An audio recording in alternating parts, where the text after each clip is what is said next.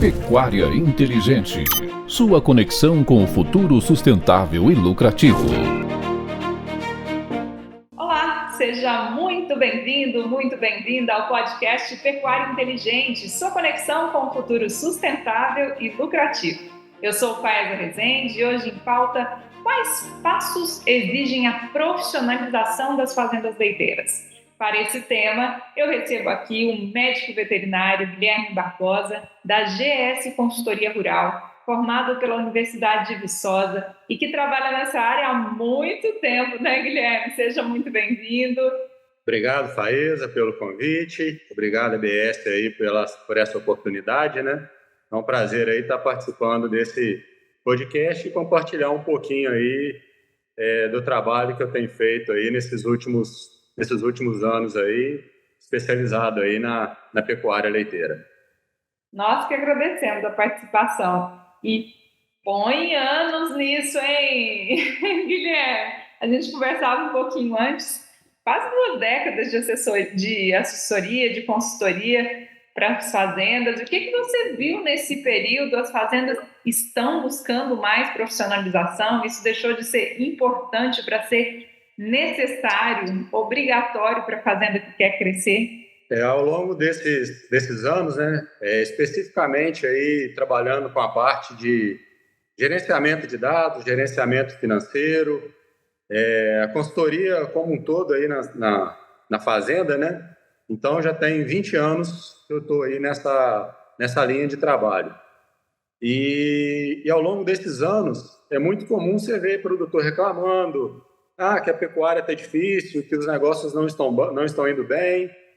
E graças a Deus, como assim, são fazendas que já estão há mais tempo e buscando essa profissionalização, né? Então ficou muito fácil de trabalhar, a gente consegue dar uma boa orientação e os produtores acabam colhendo os frutos, né? Então, ao longo desses anos aí, temos visto o crescimento das fazendas, não só em números, mas também na parte financeira.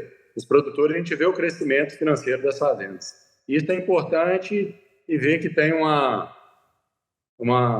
um projeto duradouro, né? Então, isso é muito importante, eu vejo aí para o negócio da atividade leiteira. O mercado faz uma seleção natural e essa seleção, hoje, a gente vê que passa pela profissionalização em todos os setores dessas fazendas. Exato. E com isso, assim, ao longo dos anos, nem todas as fazendas foram sucesso, né? Algumas você vê que não tinha condição, o produtor não queria investir, não queria crescer. Então, falou assim, qual que é a recomendação? Então, vamos encerrar a atividade antes que você perca mais dinheiro, né? E acabou que foi uma seleção mesmo. Os que ficaram estão aí se despontando, crescendo, e são fazendas extremamente eficientes hoje, esse grupo de fazendas que eu atendo. Essa consultoria que você dá, Guilherme, ela passa por todos os setores da fazenda, avalia todos os números, como funciona? Essa consultoria, eu consigo trabalhar no macro da fazenda, assim, transitando pelos números, né, de todos os setores. Então, todos os setores da fazenda, independente se é minha área de atuação profissional ou não, eu acabo avaliando, né, para poder estar direcionando. E aí eu trabalho bem especificamente na gestão financeira das fazendas, planejamento nas construções e hoje eu atuo em 10 fazendas. Das 10 fazendas eu trabalho com a nutrição de 8. Então só 2 fazendas que não. Então assim, bem focado nisso.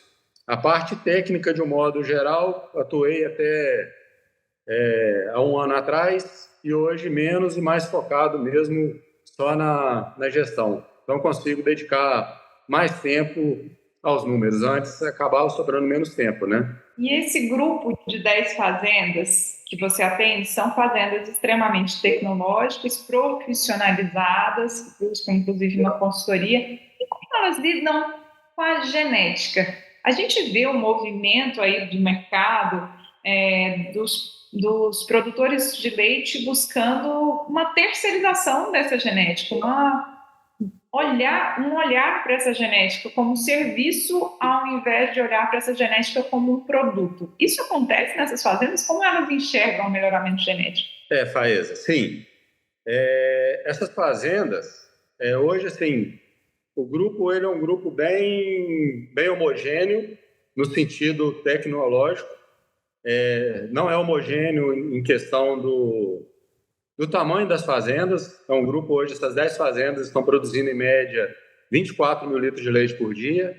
Então, as 10 fazendas somam 240 mil litros de leite. E as fazendas estão com a média, ano, leite comercializado mais os de bezerro, né? O que a vaca realmente produziu dá 36,2 litros de média. Então, a menor fazenda está com 33,5 e a maior 38. Então, assim, é um grupo bem homogêneo geneticamente. Só voltando um pouquinho na história, né? Desde 2013, esse grupo já basicamente é o mesmo grupo desde 2013. E aí nós focamos que o produtor sempre tinha essa questão de genética. O produtor gosta de ficar olhando o catálogo de sêmen, olha de uma empresa, olha de outro. E aí acabou que no final muitos pensavam, alguns touros de uma empresa, alguns touros de outra. E acaba que em alguns momentos faz a compra certa, outras não. E o mais difícil disso é que quando você escolhe touros aleatórios, normalmente você não trabalha numa linha genética, né? Então, assim, você está olhando o touro, mas você não está buscando um resultado genético. Você está buscando bons animais, mas não um resultado genético. Então, desde 2013, esse grupo começou a trabalhar bem focado nisso, né? As compras, apesar de serem fazendas diferentes, basicamente eram os mesmos touros utilizados nas 10 fazendas ao longo desses anos, com algumas variações entre uma fazenda e outra, mas na média foi trabalhado muito igual, né? Então, com isso, o resultado já era direcionado para uma padronização das fazendas, né? E quando veio o projeto Gene Advanced, então foi fácil da gente estar discutindo, estar fazendo essa proposta para as fazendas, para poder todo mundo tentar enquadrar no projeto, né? E como esse projeto, você falou, né, é um projeto de terceirização, né? Nós ganhamos eficiência, porque paramos de ficar olhando detalhes e passamos a olhar os resultados, né? Então, isso daí foi muito bom. Então, essas 10 fazendas que você atende optaram por seguir o programa de Advanced da ABS, que engloba o índice customizado para o cliente, a validação de resultados através da genômica e o uso exclusivo de genética do portfólio da ABS, de genética sem reserva do nosso portfólio, com acompanhamento ali, assessoria da genética da equipe técnica da ABS todos os meses. Todas elas optaram por esse programa. Sim. E o interessante, assim, como eu comentei, que desde 2013 a gente já tinha uma linha de trabalho, e as fazendas trabalhavam muito próximas, né?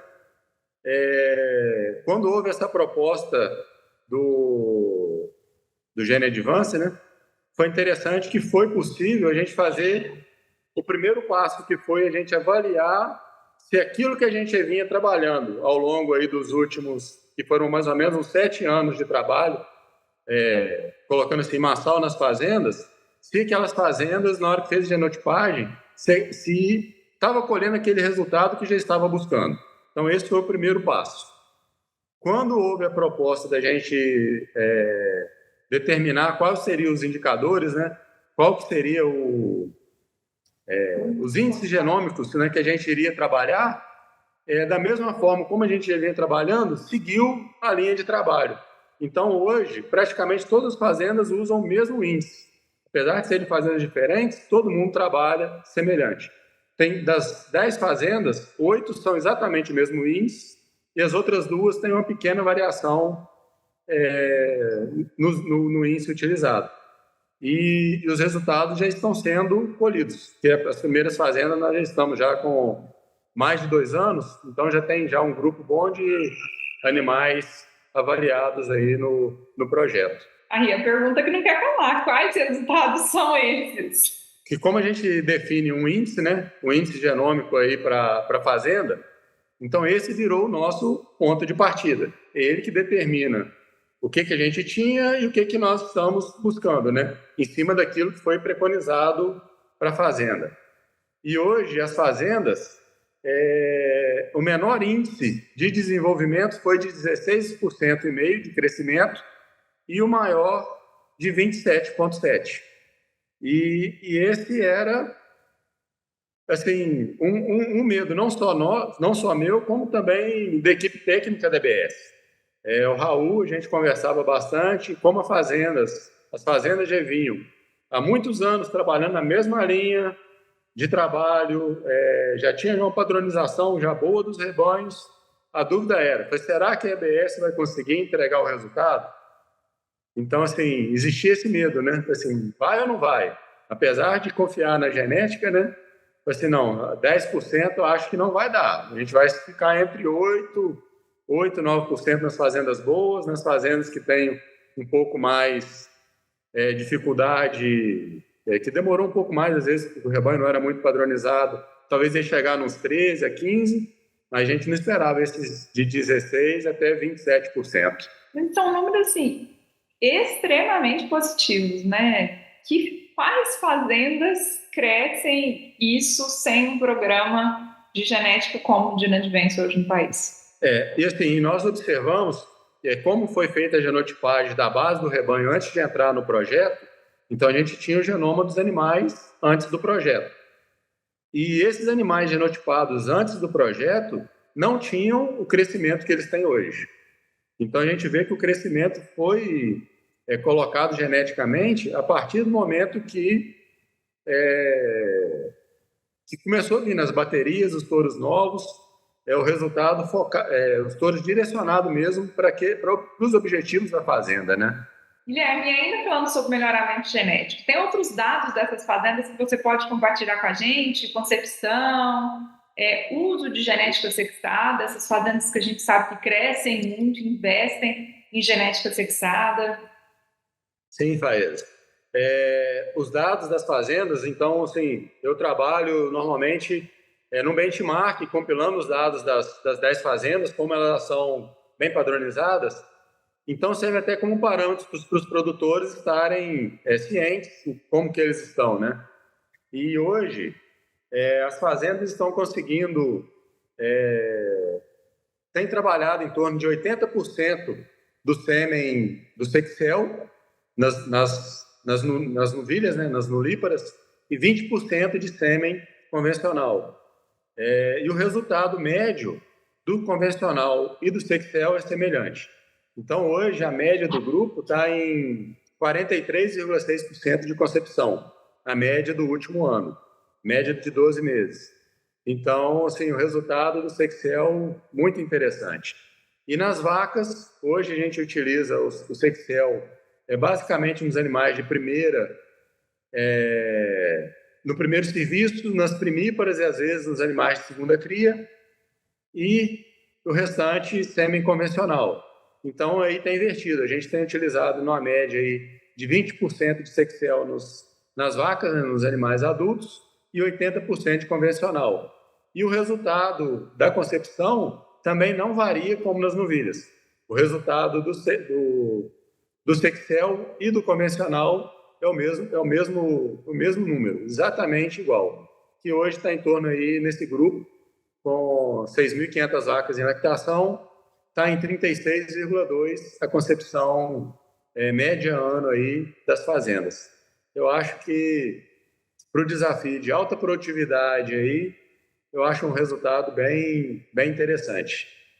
É para o produtor descansar mesmo. Isso, descansar.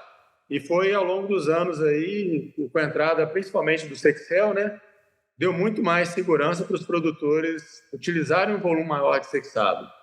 E acaba que isso daí gera um resultado, né? Hoje, na média das fazendas, é 67% de nascimento de fêmeas, coisa que auxiliou muito, né, o crescimento desse grupo de fazendas. Um maior aumento de fêmeas e fêmeas superiores, porque com o Sexcel você consegue direcionar quais serão as matrizes mães das próximas fêmeas. Com certeza, porque 80% do gado jovem está vindo produzindo fêmeas do Sexcel, né? Então, com certeza, nós temos um volume muito maior de animais geneticamente superiores entrando aí a cada ano nas fazendas. Com tudo isso, lá no comecinho a gente falou que a sua consultoria ela é ampla e focada no financeiro. O que os seus clientes estão ganhando ou vão ganhar ou planejam ganhar ainda mais com essa mudança de perfil de uso de genética? Com o uso, assim, eu sempre gosto de voltar no passado, porque a gente já tinha uma base bem sólida, né, para poder estar trabalhando. Com a evolução genética que a gente já tinha, e essas fazendas, praticamente todas elas utilizando exclusivamente sêmen da ABS desde 2013, então não entrava praticamente nada das outras centrais nessa fazenda, a gente já vinha colhendo, por exemplo, o crescimento de produção de leite de 1 litro por vaca ano, exclusivo da genética, tirando os outros fatores. Quando a gente tinha a melhoria de confinamento, melhoria de conforto, alguma melhoria na nutrição, alguma coisa, às vezes crescia mais. Mas, tirando esses pontos aí específicos, né, normalmente crescia 1 litro por ano. E, como o nosso foco sempre trabalhava em torno de 45% produção de leite, 50% de saúde. Então, assim, nós conseguimos muitas coisas ao longo desses anos, que foi crescer a produção de leite, aumentar a saúde dos animais e com foco a maioria das fazendas metade das fazendas conseguiu retirar o uso de BST e mesmo assim vai ter crescimento de produção de leite e ainda utilizando uma porcentagem maior de forragem na alimentação. Então, o que aconteceu? Aumentou a segurança das fazendas. E a expectativa é que com a entrada da genética e do Gene Advanced, nós vamos ter um crescimento maior do que foi nos últimos anos.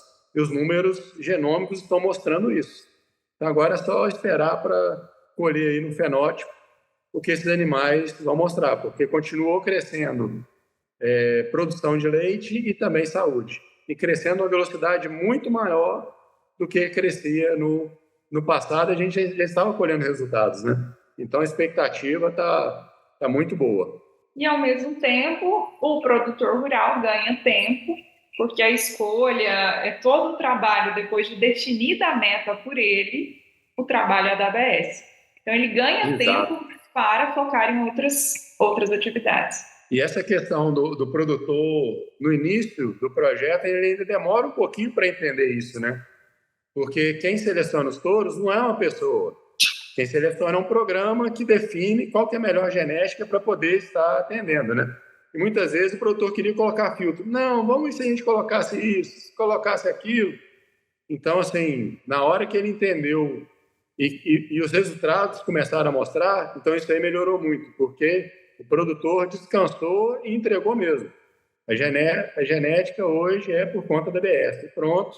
Então, assim, facilitou o trabalho e economizou tempo.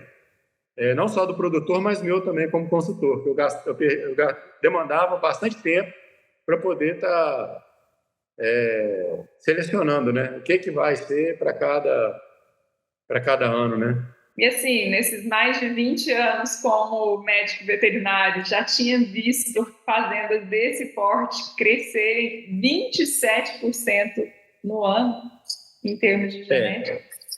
Não tinha visto. E, assim, a gente tem dificuldades também que antes a gente não conseguia mensurar esses números, né? Tá. Então, assim, a maior segurança que eu vejo do programa é que hoje a gente consegue medir o resultado. Então, não é esperando só uma expressão fenotípica, né? A gente consegue hoje a gente tem a mensuração genômica do crescimento. Então, isso daí, a segurança foi... Essa segurança aí é uma das coisas que mais facilita aí nesse momento. Guilherme, e lá no comecinho, falei que o tema da nossa conversa era os passos para a profissionalização das fazendas leiteiras. A gente falou de uma gestão administrativa, financeira importante. Falamos de uma nova modalidade que tem conquistado os grandes produtores para a gestão da genética. E quais são os outros passos aí, dica de consultor, para o produtor que busca uma profissionalização do negócio? Eu vejo assim que hoje tem uma dificuldade também assim do produtor encontrar uma consultoria certa para poder estar orientando e direcionando. E o produtor ele tem que buscar uma pessoa certa e tem que confiar, porque muitas vezes o produtor confia desconfiando e às vezes não faz tudo aquilo que precisa, né? E os números estão mostrando aí o crescimento das fazendas quando o produtor confia e todo mundo trabalha para o mesmo objetivo, ele consegue alcançar os resultados objetivo dele. E graças a Deus a gente tem conseguido colher isso daí nessas fazendas. Guilherme, eu queria agradecer muito a sua participação em nome da ABS, a parceria de anos, o seu trabalho de consultoria nessas fazendas parceiras da ABS. Te convido para estar conectado com a gente outras vezes. Tenho certeza que você tem muito conteúdo, pode compartilhar mais temas junto com a gente aqui no podcast Pecuária Inteligente. Obrigado, Faísa. Foi muito bom aí ter participado com vocês. Espero aí estar contribuindo um pouco no crescimento aí da pecuária aí do Brasil. Com certeza. E espero também que a pessoa de casa tenha gostado do nosso bate-papo e, se gostou, que você possa nos ajudar a compartilhar esse link para que mais produtores possam nos acompanhar. Te convido também para estar sempre conectado e enviar pautas, sugestões de entrevistados para a gente através do nosso e-mail olharrural@gmail.com. Muito obrigado pela companhia e em breve estaremos de volta. Tchau! Você acompanhou mais uma edição do Pecuária Inteligente por ABS, sua conexão com o futuro sustentável e lucrativo.